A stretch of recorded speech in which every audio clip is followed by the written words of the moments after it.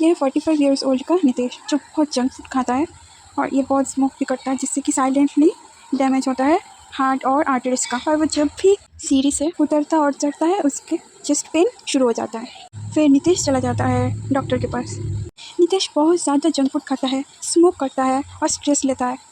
वैसे ही वो बहुत ओल्ड एज का हो गया है।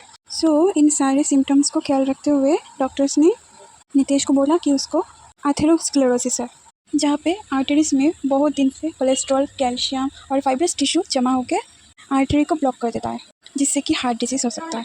सो डॉक्टर के कहने पे नितेश जंक फूड छोड़ देता है, एक्सरसाइज करता है, हेल्दी डाइट लेता है और स्मोक भी छोड़ देता है और स्ट्रेस कम लेता है। तो ये नितेश की कहानी से हमें जानने को मिलता है कि एथेरोस्क्लेरोसिस क्या है।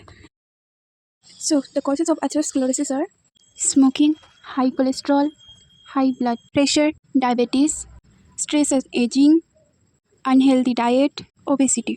फिर इस कहानी से हमें ये जानने को भी मिलता है कि एथेरोस्क्लेरोसिस का सिम्टम्स क्या क्या है।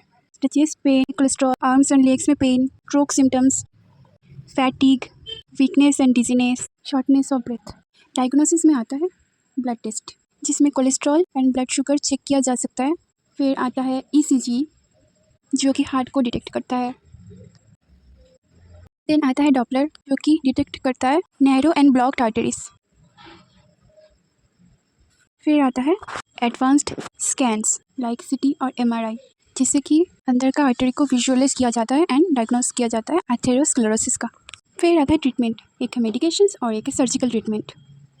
मेडिकेशन में आता है statins which reduce cholesterol, anti hypertensive drug जो कि कंट्रोल करता है हाई ब्लड प्रेशर को, anti platelet agent which prevent clot, anti diabetic drug which control sugar. फिर आता है सर्जिकल ट्रीटमेंट में एंजियोप्लास्टी, इसमें बैलून यूज़ किया जाता है आर्टरी को बड़ा और वाइडर बनाने में, जिससे आर्टरी ब्लॉक ना हो और ब्लड फ्लो होता रहे। स्टेंट प्लेसमेंट, आर्टरी के अंदर लुमेन में स्टेंट प्लेसमेंट किया जाता है और ब्लड फ्लो कंटिन्यू करता है।